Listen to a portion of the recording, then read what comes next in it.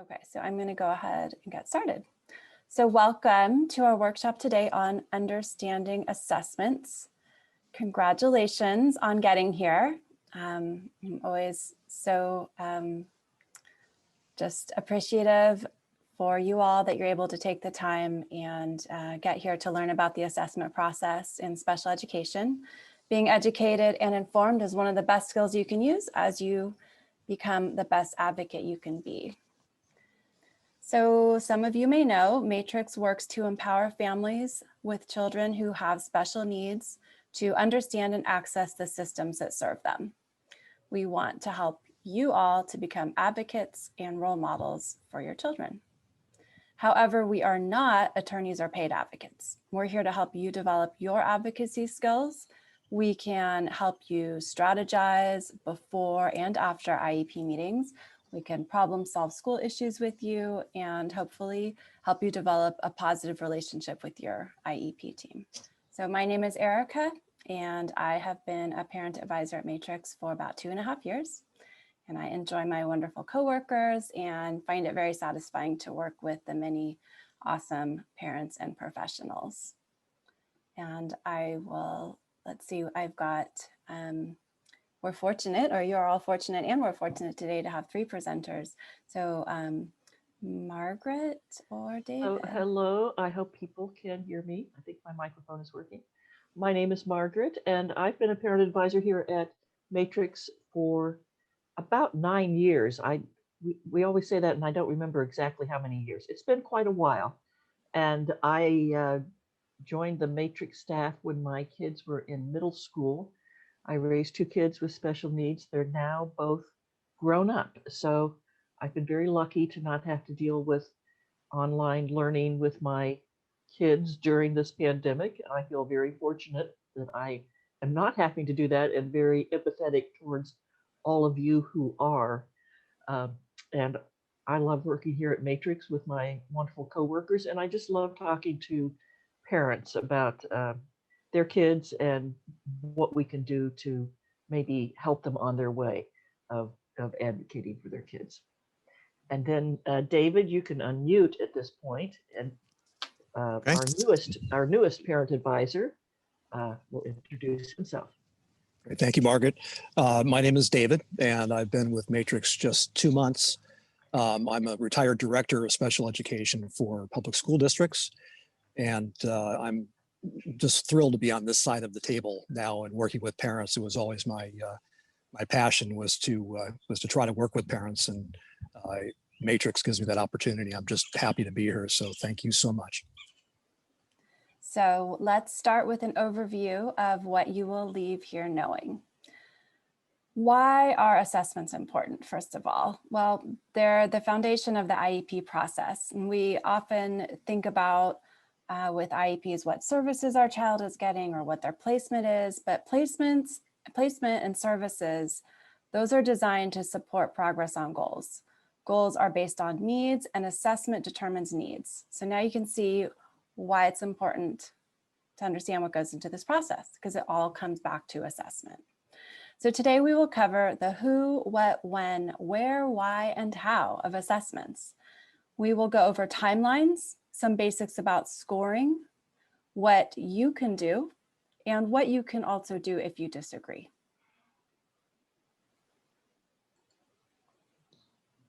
So what are assessments? Before we go on, I would like to let you know that most of what we are saying is in the information that you also got links to as a part of your the email that had this Zoom in it. So feel free to take notes and write your questions in the chat, but also know that you can go back to that information. And as I said, this video will also be available.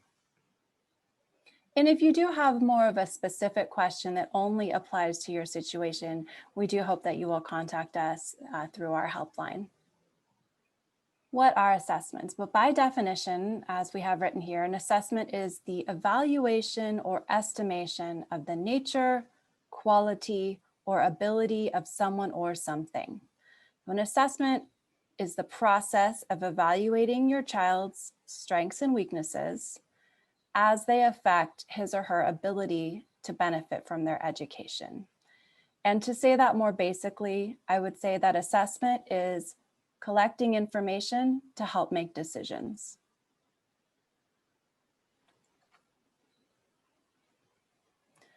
Assessment reports often include the results of tests given by experts, but this is not the only way to evaluate a student's strengths and weaknesses. There are many ways to gather information about the student. Some of these are more structured and formal, and some of these are more informal in style. So as I just said, there are many ways to gather information, and some of these are listed here. So parent reports and observations. These, of course, are very important because the parents have the most opportunity for observation of anyone. And we have in the assessment packet that you also got a link to, the matrix assessment packet, we do have some useful guidelines on how to make your observations more specific when it comes to sharing those observations with the staff, the professionals that might be working with your child. Another source of assessment information is behavior and attendance records. These can add to the evaluation. So if there's records of issues in either of those areas. Questionnaires or reporting scales. These are given to teachers, parents, and sometimes the student, depending on their age. And I would just add, having been given these multiple times over the years and finding them confusing often, does your child do this sometimes, rarely, never, often, very often, all this type of thing? I would just encourage you to take your time with these and make sure that you understand or get guidance on any questions you might have. They're really important. They're very, very important. And just take your time and make sure that you feel that you're prepared to do your best in answering those accurately.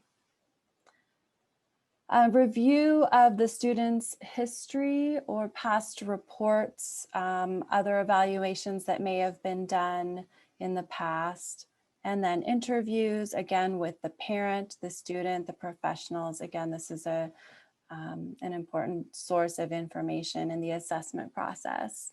Standardized tests as well. This is often the state testing that's done as a part of the school year. Observations as well by teachers and other professionals, and then work samples. And that's work samples. That's something that you can share. If you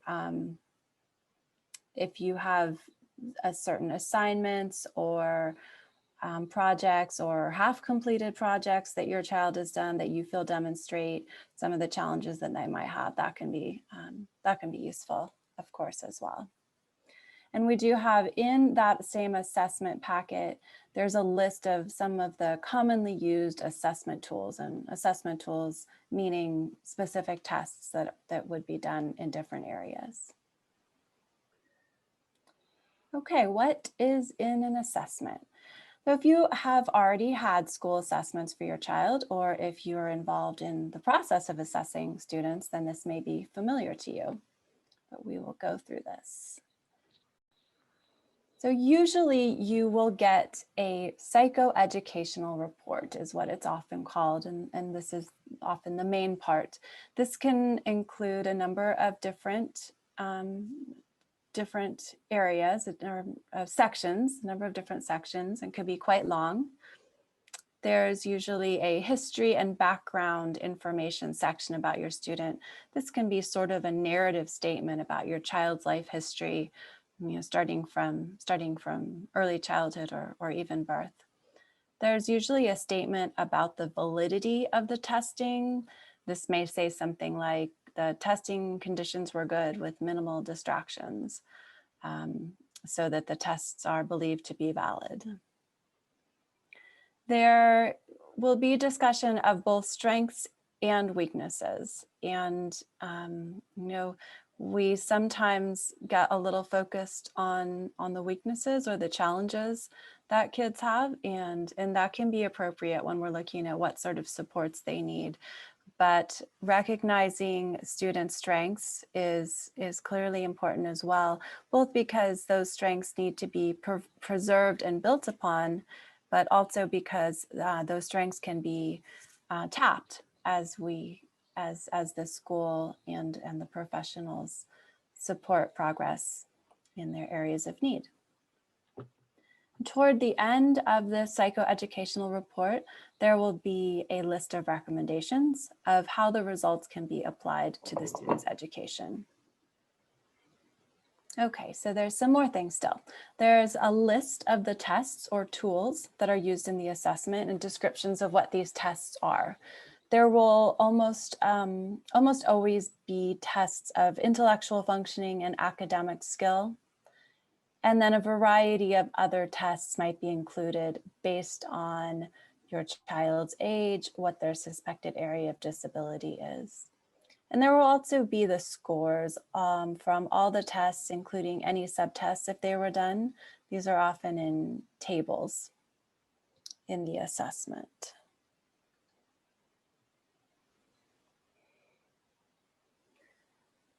Well, when will you get to see all this? Well, at or preferably before an initial or a triennial IEP, which is when a full assessment is done, the school will provide you with one or more of these assessment reports.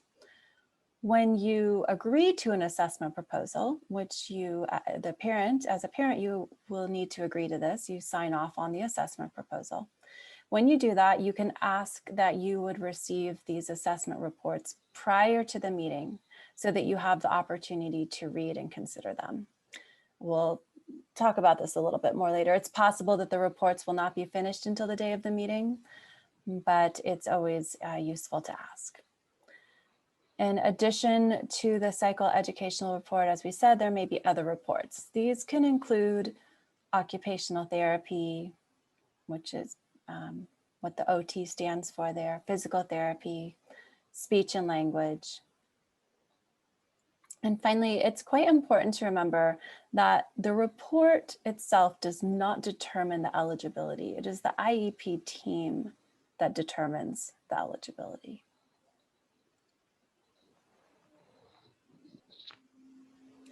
Why get assessments? We'll tell you. Well, I mentioned this a little bit earlier, but assessment is the foundation of the IEP. There's a picture that looks like a pyramid that that's a visual demonstration of assessments being the foundation of the entire IEP process. So you can see that the IEP is important as the assessment is the foundation. So assessments are used to evaluate any area of suspected disability, to both determine eligibility and then, if eligible, to develop the IEP.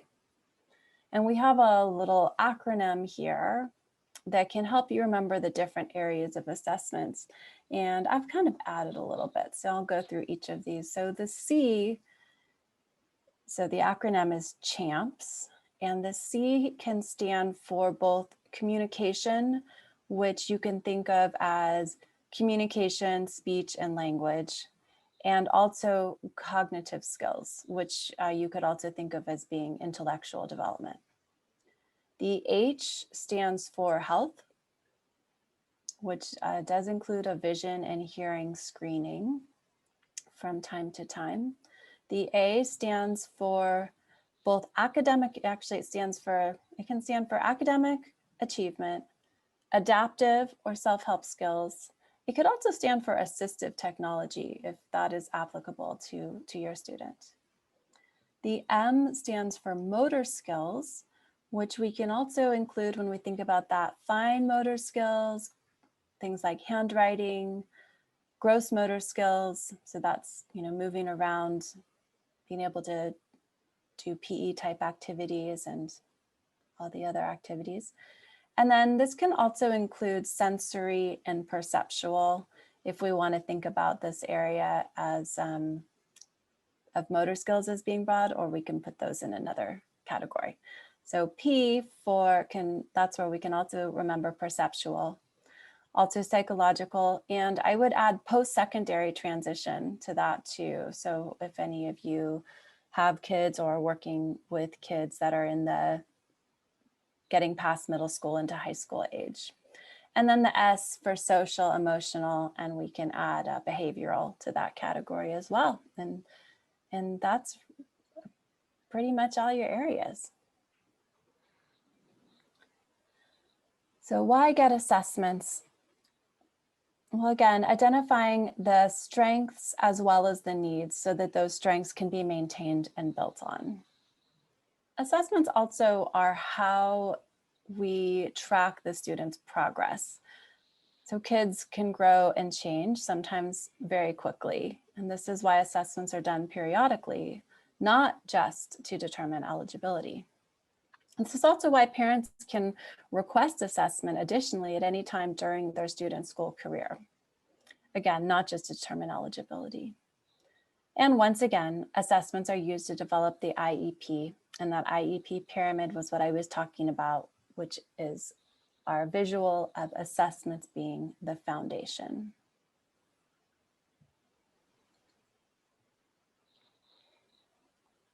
How to ask for assessments. We can go right on to the next one.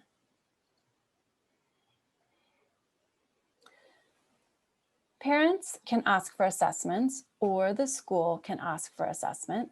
If the school wants to do an assessment, the parent must agree. If the parent wants an assessment, the parent can provide a written request for assessment. We have a sample letter in our IEP or our assessment packet. And that is, you're welcome to look at that, change it to your needs. We also have on our website, we have one specific to, so we have in that assessment packet, we have a sample, just general assessment request letter. We also have one specific to preschoolers and specific to ADHD on our website, and you can call us if you're looking for those. Once a parent has requested assessment in writing, the district must respond in writing with an answer in 15 calendar days from the parent request. If the district approves, they give the parent the assessment plan to sign. And this lists the areas to be assessed, and those are the areas in that CHAMPS acronym that we just went over. They will vary a little bit how they're delineated, but those are the basic areas, and they'll be check boxes showing which of those areas will be assessed. But it won't say what individual tests are going to be used. If you have a specific test that you want to have given to your child for some reason, you can request that in writing. And let's see, so then we have, once the parent signs the assessment plan, assessment can begin. And then there's a 60-day time window for all the assessments to be completed and for that time period to culminate with an IEP eligibility meeting, if this is an initial assessment. And again, you can request information about the specific tests that will be done if you want to. So if the parent's request for assessment is denied, the district has to give prior written notice. And if they don't, then you can certainly ask for that. Why you would want prior written notice is that it tells you in writing why the district is making the decision that they are, and what they considered and what their reasons are for that. And any data that they may have used to deny this request. And this process, these windows of time, the 15 days, the 60 days, this is the same whether it's the first time you've ever requested assessment or the 10th time or anywhere in between. And we talked about this a little bit before. I'll go into a little bit more. You can request to have copies of the assessments prior to the IEP meeting. And this is really great if you can do this, because it gives you time to really have time to look over these assessments. This may be a 30-page assessment. If you're getting handed that in an IEP meeting, it's awfully hard or perhaps impossible to really read or digest that information as you're in a meeting. However, it's not required, so it's best to request this in writing with plenty of time and nicely, and to recognize that people's schedules being what they are, these assessment reports may still be in the process of being written the day of the IEP. So that's why it's especially good to request in advance with plenty of notice. And if you do have the assessments done before the IEP, you have time to read them carefully.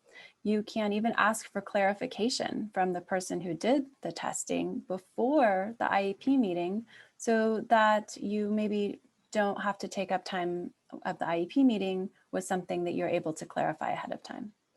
And this is also something you can call us to get support with.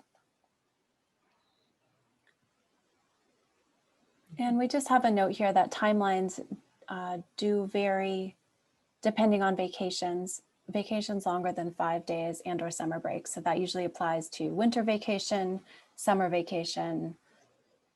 Probably those are the only ones, unless there's a long spring vacation.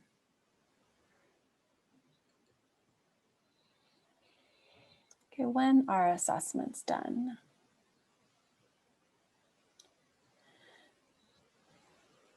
So the initial assessment is done before the first IEP meeting.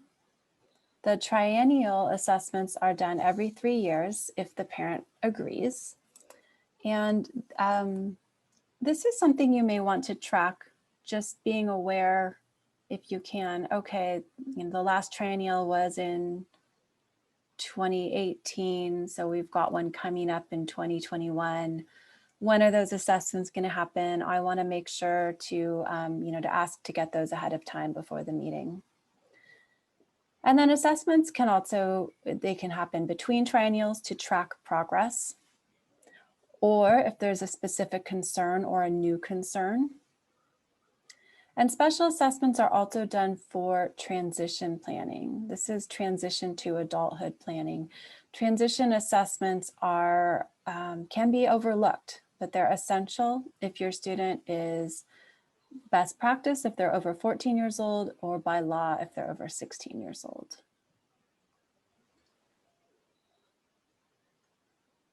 Who? We have our little owl saying who can do assessments. Your child may be tested by a number of different professionals, almost always a school psychologist, who will conduct evaluations in these areas listed here: cognitive, social, behavioral, emotional, adaptive. And also almost always a special education teacher will evaluate academic skills. In addition to these, and again, depending on the areas of suspected disability, there may also be assessments in language and communication done by a speech and language therapist. A sensory development and fine motor skills may be assessed by an occupational therapist. Assessment of gross motor skills may also be done by an occupational therapist, or may be done by a physical therapist. And there can be others. So who else is involved? Parents, as we talked about, through both questionnaires that you may fill out as a parent and interviews. You may be asked specific questions. Assessment by medical professionals. This can be considered by the team if there are medical issues that are relevant to the child accessing the curriculum, but this would not be a substitute for the school evaluation. And then as for private pay professionals, these can be very informative evaluations for families. Sometimes these are called neuropsychological evaluations. Schools have to consider the results of these independent evaluations, but they will do their own evaluations. And that word consider, you see we have that in quotes. That's kind of a gray area, as you might imagine. Where can you get assessments? Most assessments will be done Oh, yes, thank you. Most assessments are done at the school site by the school specialists who are performing the evaluations. The ones that may not be done at the school would be a medical evaluation or a private neuropsych evaluation that the family might choose to have.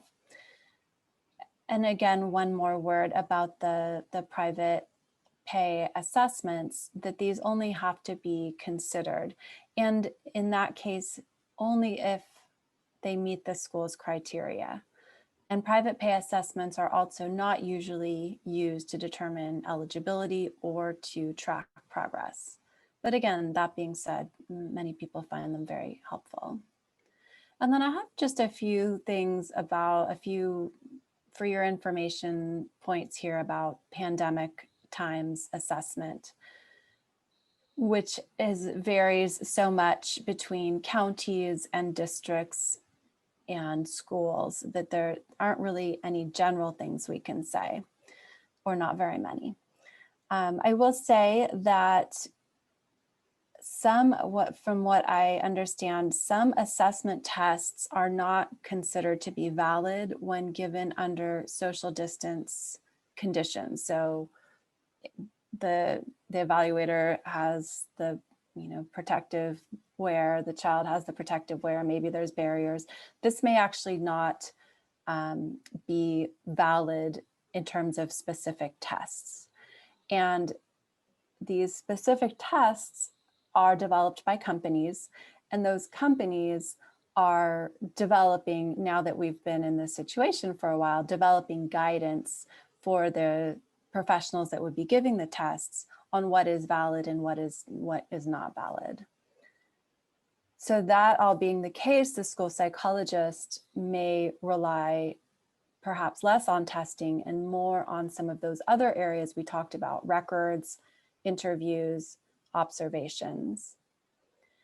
And as you've probably are aware, nothing has been, in terms of timelines, nothing has been waived during COVID shutdowns, but districts still have to work with their staff, their specialists, and their unions, and that's the reality of the situation.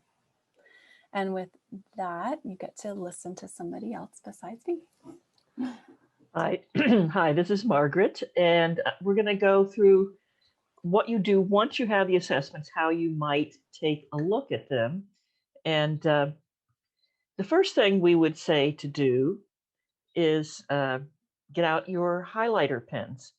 But before we get into that a little bit, I wanted to say we're going to go through some examples. We're going to go through a couple different assessments that we have that are from parents who've given us permission. We've taken out any identifying information because we are subject to privacy regulations, just like all other professionals. So any information you share with us, we can't share with anybody else without written permission. And remember that each assessment is unique. So we'll go through a couple examples, but this may or may not apply to your child. And it's just sort of to illustrate a way of looking at your assessments and an approach you can use to try to understand the information you've been given. So as I said, the first thing we would say is get out your yellow marker pens and read the assessment very carefully, and highlight those things that you think are important. And we've highlighted some things in yellow in this assessment. This is an assessment from a preschooler, and a preschooler going into kindergarten.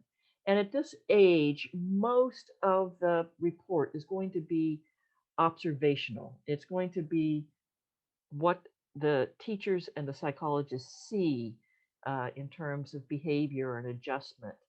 Um, Not a whole lot of numerical test numbers, although there may be some. And as I said, we would suggest you go through with a yellow highlighter pen. If we were all in the room together, we'd be having you do this. We'd hand out samples of assessments without any highlighters and let you choose what to highlight, and then we discuss it. It's a little difficult to do that with this online format. So this is just an example of what you might do. And I know probably it's a little hard to read all this while you're looking at it on the screen. And so we don't really expect you to do that. But I'm just going to point out that we've highlighted uh, indications of this child's problems with communication, limited verbal communicator. So that's something that would be a concern that you'd want to highlight. This is a child on the autism spectrum. You might want to get different colored pens and actually highlight strengths in one color and weaknesses in another color. And then you might even use a third color to say, these are things I don't understand. Here are some questions, or here are some corrections if they've gotten something wrong that you know because you've given them some information. I mean, we've had situations where they have the age of the child wrong, or whether the child is an English learner or not incorrectly. So, read those things carefully, make sure there's no mistakes, but also specifically look for the strengths and the weaknesses and the questions that these things may bring to your mind. And I'm going to indicate on this one, even though there's not a lot of numbers, there are some tests that have some numbers in them in this assessment. And without even a very detailed understanding of what this is, there's a couple things you can observe here. And one is that I put this over here on the side. This child is actually a little over 4 years old. And the tests that were done, the current tests, show his developmental stage, what you would expect for an 18 to 24-month-old child. That is a severe delay. And the same thing is true here on oral imitation and elicited oral motor tests. So you can see there's a severe delay listed here. The other thing you can notice is there's a time between these two assessments, the previous one done and the one done now. 16 months have actually transpired during that time, but we don't see more than at most a 12-month, sort of a 6 to 12-month increase in level of skills. So those are two things you can observe without really knowing too much more about this test. You can see why they're indicating a delay and the fact that the development is not happening as quickly as you might expect for a child to be developing. We're now going to go into talking about understanding scores. And this is where most people's eyes glaze over. A lot of people don't like to look at a lot of numbers and try to understand them. And if this is you, you're not alone. Many people are like that. But we want you to have a sort of a basic understanding of different kinds of scoring and try to delve into it. It is important that you learn to understand what the data collected about your child means, because much of the assessment will be based on actual tests for which there are numerical scores. So learning what those scores mean is really sort of foundational to understanding what the assessment is telling you. There's different kinds of scores, and these are a few of the different kinds of scores you'll see: percentiles, standard scores, scaled scores, grade equivalent, age equivalent, and T-scores. The T-scores are usually on behavioral, socio emotional development, and adaptive skills, whereas these others are usually used on cognitive, which is what we think of as IQ or intelligence testing, and academic testing. The things that we find that parents can understand best usually are percentiles. And we'll talk a little bit more about percentiles and what do they mean. This is a picture of a chart that I believe we have sent you a link to with your registration link. This is one of the downloads you can make from that package of information. And this is a sort of a graphic illustration of a bell curve. And it shows here standard scores, scaled scores, percentile rank, and T-scores. And what I want to point out here is that you can convert the standard score or the scaled score into a percentile rank. And if that hasn't been done for you in the assessment, and well-written assessments will have provided this for you, but if they haven't, you can make that conversion yourself. And on the back of the piece of paper that you get with this chart on it, if you were to print it out or look at it on your computer screen, the back side of this piece of paper has a conversion chart for converting standard scores to percentile ranks. And those are probably the two most important things you'll see is the standard score and the percentile rank. And we're going to go through a little exercise to help you think about the bell curve. And again, if we were in the room together, we'd have you physically do this exercise. So you're going to have to either do it at home or you can imagine yourself doing it. I did not print out a bell curve on a piece of paper, but basically, if you wanted to do this yourself, you could just draw a curve like this on the piece of paper, and then you'd start to fold it in half. You'd fold it in half like this. First of all, you'd fold it once, then you'd fold it again, and you'd fold it in half again. So fold, fold again, fold again. That would be 3 times. The first time you folded the piece of paper, it would make a line down the middle. The second time, you'd see 2 more lines from the second fold. And the third time you fold the piece of paper, you'd see 4 more lines from the third fold. And this would divide up the bell curve into different sections. Quadrants would be the 4, or I don't know what you call an 1/8 of the curve. But this would show you how the curve could be divided up. And then we start to think about what this means. Most test scores for most kids are going to fall in what's the average range. And if you think about under the curve as the population of kids, you can see that most of them will be in this area. And then to the left, you see low average, and to the right, high average.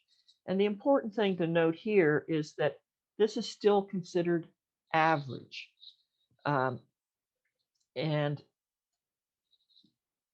low average, these are kids who might be struggling a bit, and high average, these are going to be, the class valedictorian probably. So what is important to note here is even though your child may be scoring right around in here, from the school standpoint, this is all average. All of this in here is average. It's only when you get down into the borderline area or the deficient area that they're thinking of this as being a real problem. And on the other end, this is the area of kids that might be referred to a GATE, a gifted and talented program. So that's what this curve means. This is only a very small percentage of kids in either end here, and the vast majority of kids are going to be in the middle. We've put on here what the standard scores are, and you may be used to thinking about 100 as being a perfect score. In terms of standard scores, 100 is absolutely average. You're right in the middle, and about half of kids will score below that, and half of kids will score above that on any given test. And when we think of how these scores are developed, these are developed by tests that are, as I say, normed on thousands of children. That thousands of children are given this test to figure out what is the average range, and what is the low range and what is the high range based on just a lot of kids being tested. And they're actually normed to the actual age of your child. So if your child's tested and given a score someplace on this bell curve, a standard score in here, it's going to be in comparison with a lot of other kids of the same age to the month. If they're 6 years and 4 months, it's normed against other children 6 years and 4 months. So it should be pretty valid in terms of where they are developmentally. Then I've put on here percentile rank, and this is where I think this is easier for most parents to understand. If you get a 50 in percentile, that means absolutely average. And again, you have to adjust your thinking a little bit. If you're thinking of your child bringing home a test with a 50 on it, that's probably a terrible grade. In the percentile ranks, that's perfectly fine because that's right in the middle average. So we think this is the easiest way to think of things. If you see 50 percentile, it means about half the kids have scored below and half the kids have scored above. That's right in the middle. So you think of this as a 100% is whole, 50% is half, 25% is the lowest quarter, between 75 and 100 is the highest quarter. So thinking about things in percentiles is probably the easiest way to understand your child's test scores. And every other score you get can be translated into a percentile rank, so that you can think of it in those terms. I'm now going to let David go over some. We've picked out some information from a middle school student. Again, this is an assessment that's been shared with us, and we have permission to share portions of it with you, but we've taken out the child's name and the school he went to and that sort of thing, so you don't really know who this child is. But I might just say this is a middle schooler, and this is a student that was previously diagnosed with ADHD, and now there's some questions. He's undergoing a triennial evaluation, and there's a question about whether he also has a learning disability. So we're going to go through some of these observations. So I would ask David at this point to unmute and talk about this a little bit. Are you there, David? Okay, thank you, Margaret. Yes. I am. Can you hear me all right? Sure. Okay. So before we talk about this specific student, I just want to talk about cognitive tests just for a moment. As Margaret mentioned, that these are often referred to as IQ tests. And that description is accurate up to a certain point. But cognitive testing goes beyond raw intelligence to tease out specific areas that an IEP team can use to help a child access instruction through their strengths while their weaknesses are accommodated for. So in other words, a child is learning through their strength and not through their weaknesses. That's why it's so important to get a measure of what strengths are. Cognitive testing is usually consistent over time. So a student that displays high or low scores in a particular area is probably going to display similar scores throughout their school career and possibly throughout life. But academic testing, on the other hand, can change significantly over time. It's like a measure and a point of time and not really a trait of who the child is or what their cognition is. So academic testing can change due to good teaching or student engagement and just a whole lot of other factors. Also, an important part of this is that a student can learn what their own strengths and weaknesses are and develop strategies that allow them to better access instruction in the way that best fits their learning style. So now what you're looking up on the screen is observations and comments made by the parent of this child and also by the psychologist and the special education teacher. And I think comments on psychoeducational reports are really a vital part of the report because they can both help predict and confirm formal testing results. So they give a context to data by illuminating real examples of strengths and weaknesses, real world examples of where a student is successful that may not show up on straight academic testing. So let me just go over a couple of what the strengths that were mentioned by actually this child's mom. He likes working with a Rubik's Cube, which is an interesting thing, and we'll get into why that's important for this child's strengths in just a minute. He's skilled at working with electronics. He's good at visual tasks like puzzles. He understands stories better than explicit information. In other words, he learns much better when information is given to him in context instead of provided just as information without the context. Some of the students' weaknesses are that he forgets to turn in assignments. Mom mentioned that he does his homework consistently, but he'll forget to turn those assignments in. He has difficulty with verbal directions and understanding some questions.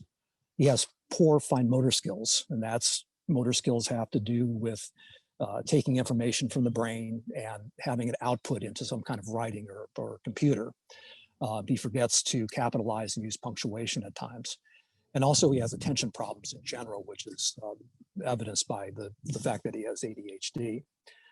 So let's go and take a look at the assessment results that he had on the WISC test. And Margaret, if you can just put that screen up that has the WISC test results on it.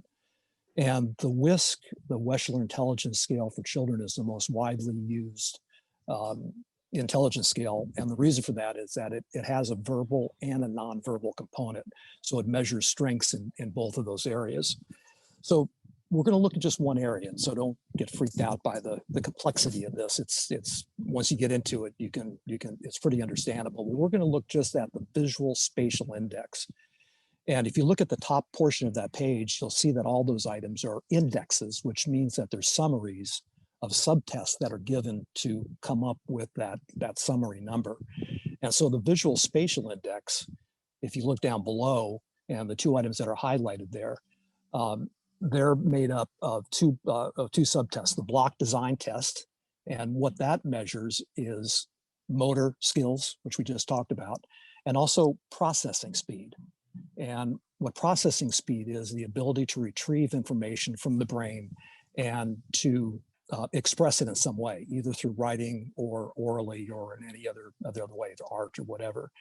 So so we look at the block design scores for our child, and we see that he has a very weak score in this. He's at the 16th percentile, which means that 84% of children that took this test, what they normed it on, would score higher than he did in this particular area. So he's quite weak in his motor skills and in his processing speed. However, if you look at the visual puzzles, which measures his nonverbal reasoning and abstract visual information, you'll see he has a very high score. Now, what nonverbal reasoning is, I'll give you an example, is that this child does well in working with electronics. And so what he's able to do is to open up a computer board, and he can probably look at it and say, oh, that wire connects there and that wire connects there, and this is what this does. And I have no clue because I have terrible visual spatial skills, but this child has a really high level of skill in that area. And he's also really good at abstract visual information. If he sees symbols, he's going to take a relationship between those symbols and be able to make some sense out of those. So if you look at the overall, the visual spatial index, he's scored in the average range on that. But if you look at the subtests, he scored very low in one area and very high in another area. So what does that mean for this child? That means that this child is going to be really strong on doing things like reading blueprints or looking at electronic or electrical systems, but he's going to struggle probably in the area of reading and anything that he has to do with speed, because his processing speeds are just so slow. So he'll need time to learn information, but once he has it mastered, he's going to have it forever. And if it's presented in a way that is visual and presented, a number of times over, that is repetitively presented to him, he's going to get it. Margaret, when we were preparing for this training, gave me a great analogy that I really liked. She talked to me yesterday about this, and it's think of two students.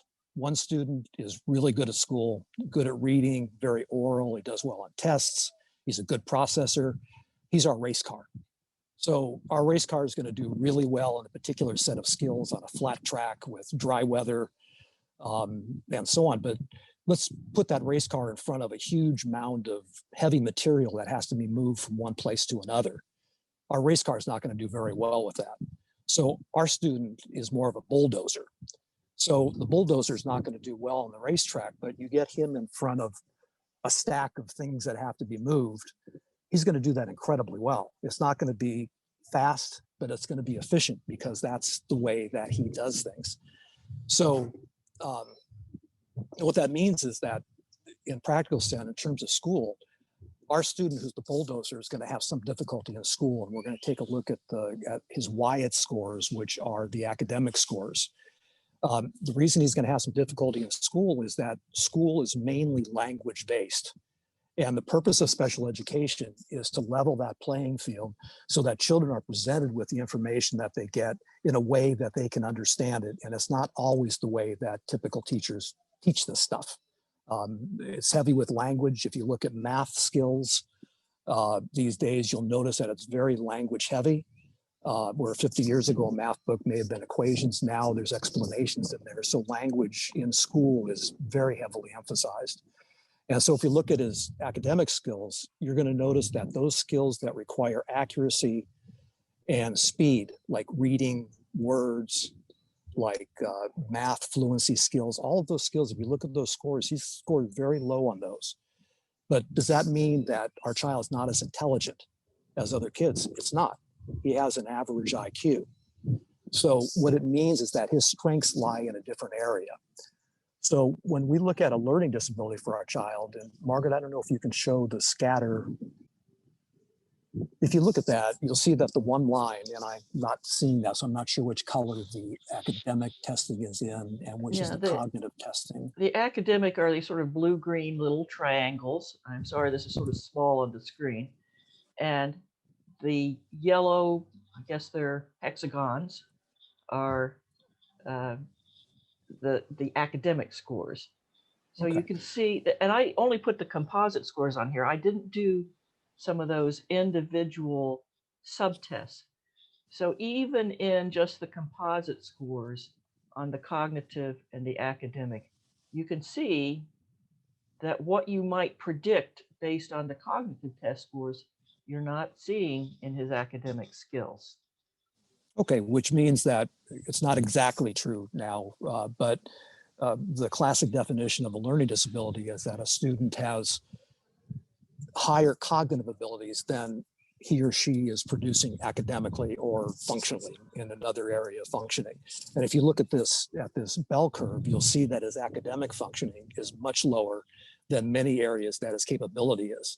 That's the classic definition of a learning disability. So this child did qualify as having a learning disability and has started receiving services for that. And so with that, that's my presentation. Margaret, thank you very much. Okay. I wanted to just point out that when we were going through the mother's observations and the psychologist's observations and the educational specialist observations, you can see there is a consistency. The mother, of course, gave a much more detailed list of things that her child is good and not so good at. But you can see a consistency. And you could look at these and say, yes, they're talking about the same child. And this is one thing to look for when you're just going through the prose section of the report. Does it look like these people are talking about the same child? Because if the mother or the dad is seeing a child in a way that the psychologists and the educational specialists are not, if there's an inconsistency, if this just doesn't sound right to you, this is an area of concern. And you need to have a discussion to figure out why you're seeing different things. And, you know, perhaps if you're concerned enough that the psychologist and the educational specialists are not seeing the same things in your child that you are, that might be a time that you would think about asking for additional assessments or independent assessments. So just getting a feel for what you're seeing and what the psychologists and the educational specialists are seeing, that's an important thing to get, as well as we've been talking about, delving into what the numbers mean. So, and one of the things that we talked about in the scores is that the scatter does matter. If your child is seeing very low and very high scores, that is sending you a message, sending the psychologist a message, because your neurotypical child, most of the scores are going to land in the same area. And having this divergence is something that does make a difference. You might notice when you're in an IEP meeting, or if you're preparing for your first one, be aware that assessments are the first thing discussed, because this is going to tell you about the child, about what their strengths and weaknesses and areas of need are. And then based on the areas of need that are uncovered through assessment, goals will be developed. If the child is reading at a very slow rate, there will be a reading goal for how much progress they expect during a year with services being provided. And then what are the services the child needs to be able to meet that goal? How much time with the reading specialist, or what kind of reading development program might they need? And you'll have a variety of goals based on whatever needs the assessment uncovers. Once you have these goals in place, then there'll be a discussion of what kind of services the child needs in order to meet the goals. And then finally, there will be a discussion of placement, where all these services can best be delivered. And going into an IEP meeting, some parents get very frustrated because this question of placement may be the most important thing on their mind, but it's important to recognize that the discussion will go through a process starting with assessments, because that is really a very, very important basic information that you need in order to develop the rest of the IEP. So how these relate. You need to prioritize needs. So we've talked about going through and highlighting things. You've underlined in orange, 10 or 12 different needs that are identified. Decide what you think is the most important. You're not necessarily going to have goals based on every single thing that you pick out of the assessment reports. So think about what you think is the most important thing, and make sure those are things that are discussed, and those are things that have goals associated with them. So just again, we just keep repeating this. Assessments are the foundation of the whole IEP process. And the first part of using the assessment for the IEP is to determine whether your child's eligible. Is he eligible or she eligible? There are certain criteria for what categories there are for special education, and who fits into each category. No single score is going to determine eligibility. If you have just one score that's a little bit out of normal, that's not necessarily going to make the child eligible. And it's also important to remember that the IEP team itself is making the eligibility decision, and you are a member of the team. So they're supposed to take all of the information into consideration, not just one or two tests, but all of the information presented to them. And you should be in the room participating as that decision is made. Another thing that's important to know is that just having a disability doesn't necessarily mean a child is eligible. A child can be diagnosed as being on the autism spectrum, but because they're high functioning and they're not having any real problems doing their schoolwork, or and they're making one or two friends and being able to get along in the classroom. So just having that diagnosis doesn't necessarily mean they're going to qualify for services. So be aware of that. The school is not diagnosing the disability. They're actually determining whether they fit into a disability category for special education. Every area of suspected disability should be evaluated. So if you've gotten a report back that goes through the cognitive testing and the academic testing, but your child is having a lot of problems adjusting to school emotionally or behaviorally, even though they're getting straight A's, and they haven't done an assessment of their social and emotional adjustment and how they're behaving in school, then that assessment is not complete. So make sure all areas are looked at, and remember that school is not just academics. It's the whole process of learning to work in a classroom, to work in a group, to adjust to society, to have friends, to be able to participate in assemblies and other activities that happen at school.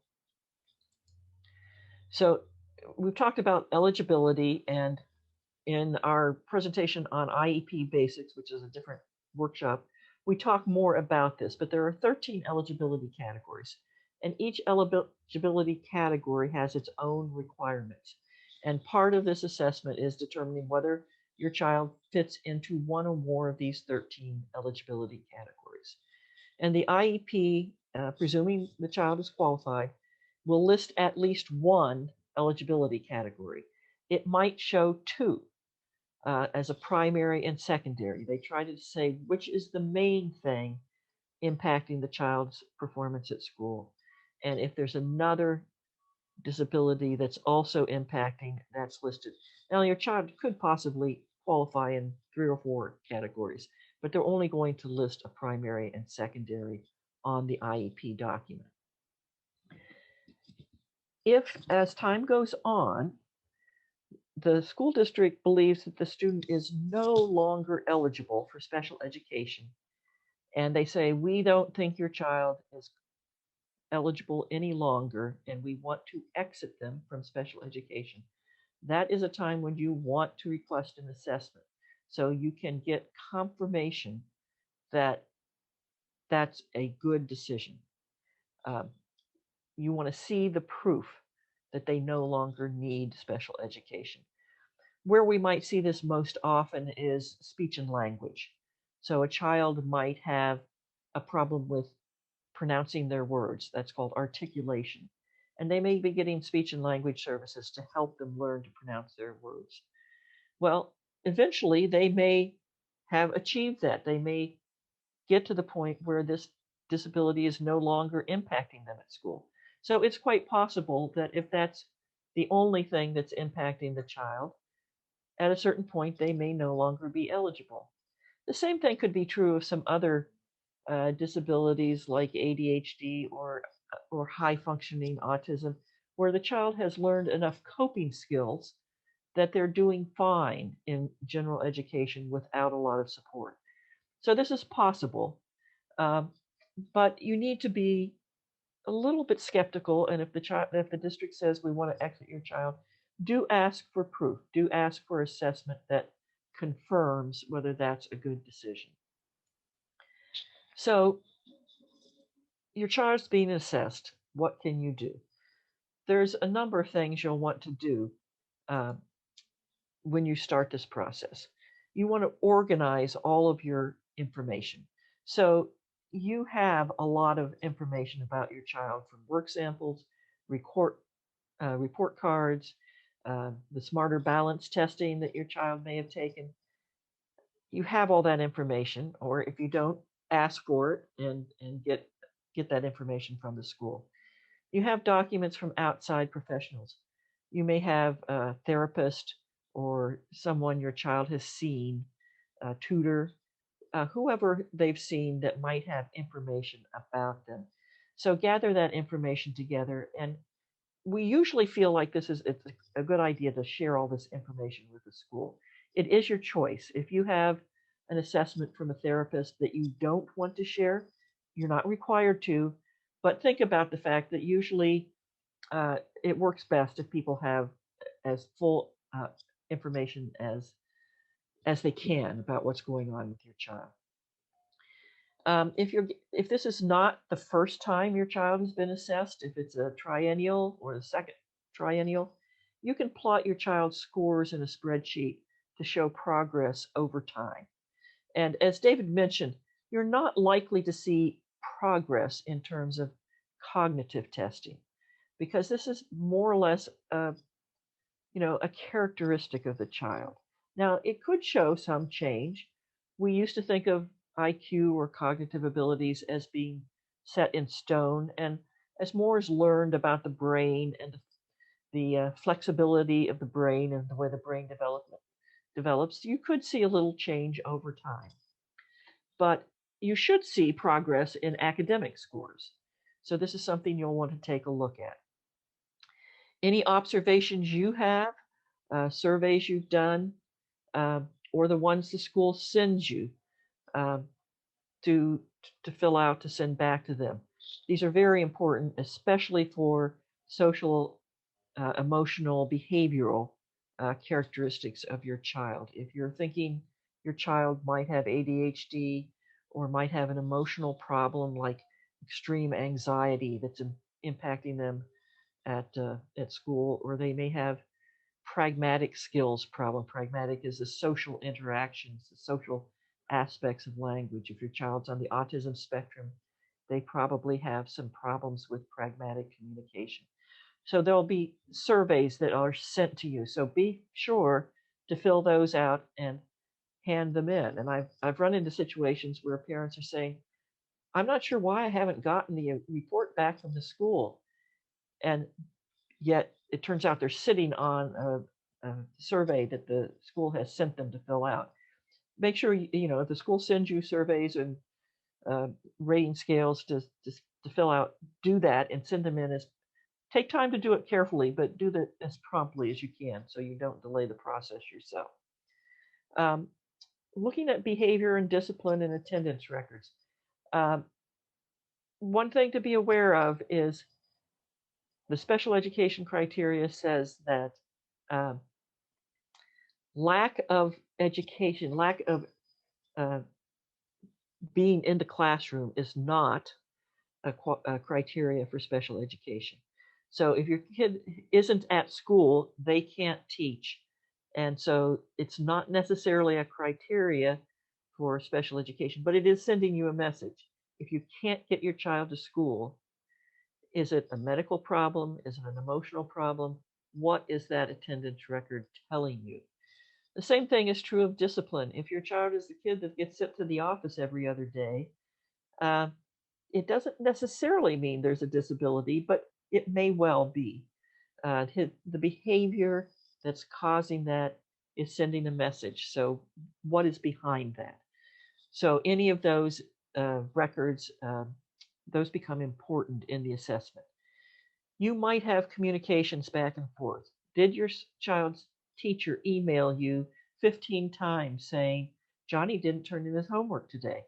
Well, it's important for you to have that record and to bring that up as an indication of something that's a problem. Medical and medication history. Again, your child has seen a doctor. If the doctor has expressed concern or diagnosed a medical condition, this is important to know. It's also important to know whether your child is taking medication. This particularly may be true of kids with high anxiety, with ADHD, or on the spectrum. There may be medication involved. The school doesn't tell you what medications your child should or shouldn't be taking. That's not their job to do. But it is important to understanding what's going on with the child, whether they're taking medication. So, and often you want the teacher's observation. If you're changing a medication regime, you might want the teacher to make observations so that helps you understand whether that medication is working. Other things you can do. So if you don't have your child's school file, so an assessment was done last year and you don't have a copy, you should ask for it, and you have a right to see anything in your child's file. And by law in California, if you request copies of anything from your child's file, the school must provide it to you within 5 days. Always make your request in writing, even if it's an email. Keep a copy of that so you know that what you've requested. Another thing you can do is to read up on your child's disability, so you become something of an expert in your child's disability. This is particularly important if it's a rare disability that is something that the school personnel may not be familiar with. If your child has a rare condition, you may be in the position of educating the school officials about the characteristics of that condition.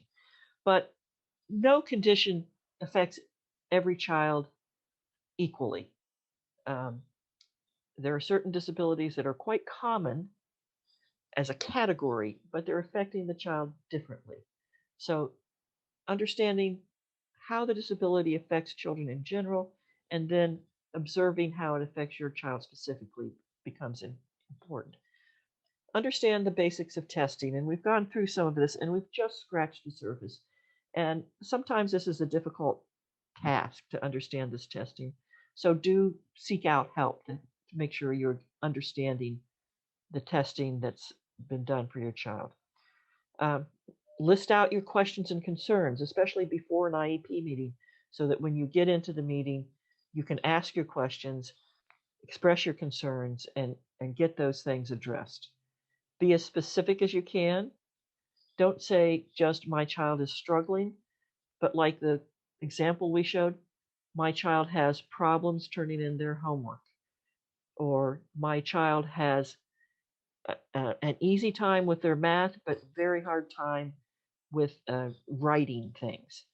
Be specific as you can. Use examples and data where you can. And this is both the data you've pulled out of the reports, but also your observations. If you say, my child always takes a long time for their homework, do you have a log of how long that homework took, for 5 or 10 days running? You can keep that data yourself, and writing things down in a way that's consistent and organized will help you make your point rather than just sounding like a concerned parent. Avoiding generalizations, and definitely use other professionals, other parents, other people to help you in your understanding. What are some of the questions you might ask as you're going through the assessments? Well, you'll want to know, does this assessment sound like my child? When you read the report, does it sound like your child?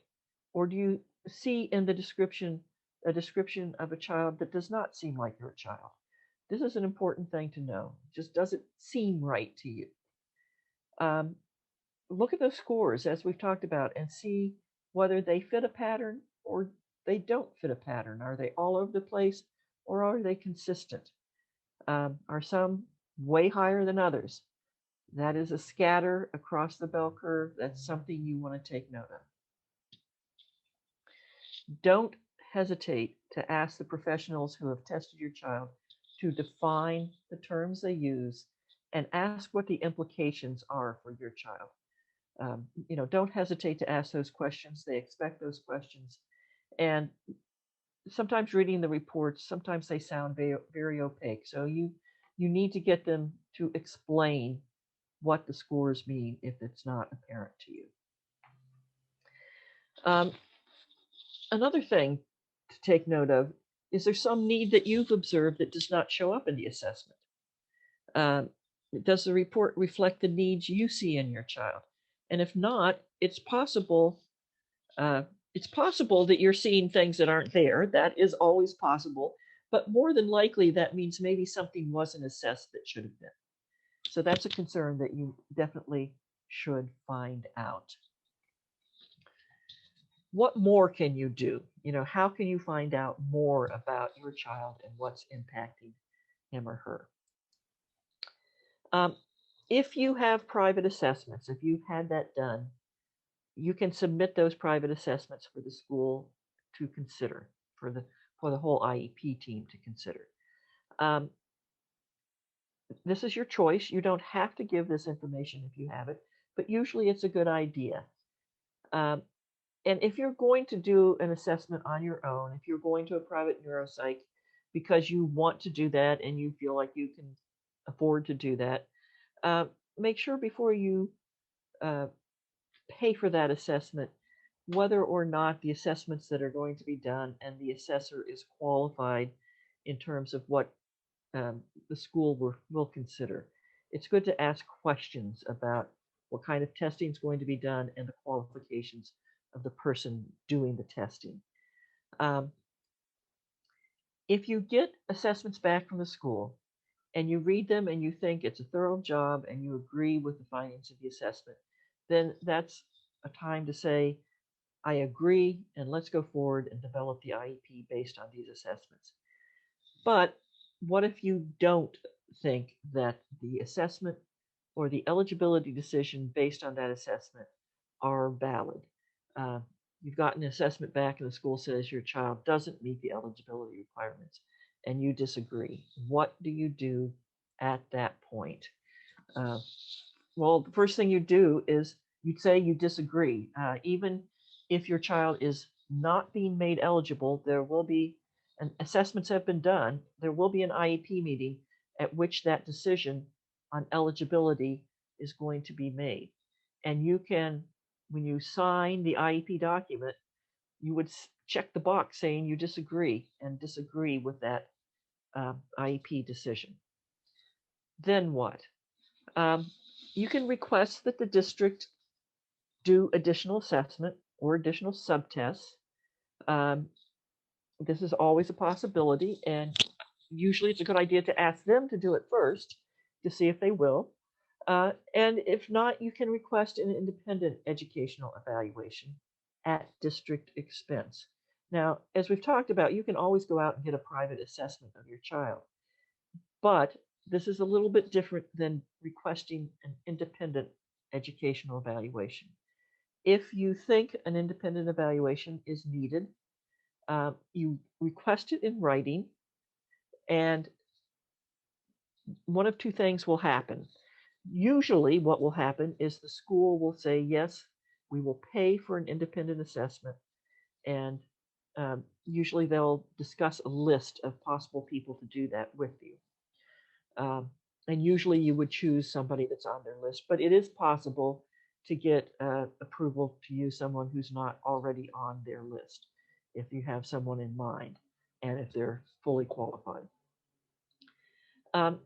If the school really doesn't think that an outside assessment is needed, if they really think they've just done a wonderful job, their assessors are all very well qualified and they've used appropriate tests and everything is valid, they then could file for due process to demonstrate to the hearing officer that their assessments are valid. And if that goes forward and the hearing officer says, yes, the evaluation is valid, then in that case, they do not have to pay for an independent assessment. In a lot of cases, the school will decide it's easier just to do the independent assessment and pay for you to have the independent assessment done than to go through the due process. But sometimes they will actually file for due process. There's nothing to worry about if this happens. You don't have to do anything. So there's no downside to requesting the IEE if you think it's necessary. The worst thing that can happen is they will say no. If you then pay for an outside assessment yourself, you can still give that to the school and it still needs to be considered. Not necessarily acted on, but at least considered. We talked about, schools have certain criteria for the kinds of assessments they will consider. And if it's an IEE at public expense, it will automatically meet those criteria. And as we've discussed, the IEE is going to go forward unless they file for due process. And the onus is on them to prove that their assessments are valid if they go to due process. You can also call the SELPA. I hope you're familiar with the SELPA. If not, Special Education Local Plan Area. In many counties, this is a county-wide organization. In some areas, it's just one school district, but it's a group that sort of oversees. It doesn't control special education programs within their area, but it does coordinate and provide guidance to special education programs in their area. And one of the services they generally provide is alternative dispute resolution, where someone outside of the school district can come in and try to resolve a dispute. There's also formal dispute resolution processes, such as due process and filing the compliance complaint. These are things we can talk about more, if you want to give us a call, or we have actual workshops on procedural safeguards that talk about these different dispute resolution processes in much more detail. But just be aware that as a parent, you have rights and that there are dispute resolution processes that you can use if you find yourself in complete disagreement with the school district. And then take a step back. Keep perspective. Your child's being assessed. It may provide you with information that is disturbing or upsetting, or revealing of things that you weren't quite aware of. You need to take a deep breath and not panic. See the big picture. Uh, the child is not the assessment. Your child is a child that has a full life and is more than just the strengths and weaknesses showing up in a report on paper. Try in looking at the assessment to make the strengths more important than the weaknesses. Think about what your child is good at and how you can use those strengths. And then you may need to live with some ambiguity because needs are very complex sometimes, and sometimes even after the assessment, you will have questions that aren't clearly answered. In terms of keeping perspective, it's important that you don't just worry about these things alone. Find support. Call us. We are all parents or grandparents or siblings of someone with a disability, and we are empathetic. And so if you are worried about what you're hearing, please give us a call and we'd be happy to talk to you about it. Recognize information as what is empowering you. The more information you have, the more informed and empowered you will be as an advocate for your child. Take one day at a time, breathe deeply, and remember, self-care is not selfish. You need to take care of yourself so you can take care of your child. At this point, we've gone through a whole lot of information, and it's time to take stock of what you've learned, where you need more resources, and where you need more support. We need to remind you that we're parent advisors and not attorneys or advocates. None of us are attorneys. None of us are school psychologists. So we can help you understand these reports, but we can't give you any legal advice, and we can't interpret the results of your child's assessment the way a school psychologist can. So just be aware of that. And we can help you with referrals and finding ways to get the information you need. We are what's called a Federal Parent Training and Information Center. And for those of you who may not be from our particular geographic area, and we didn't change this slide, we have only 4 counties listed. We're actually now covering 14 counties. But if you're from some county that we don't serve, there will be a parent training and information center that does serve your area. And if you can't figure out what that is, give us a call and we will look it up and refer you to the appropriate parent center.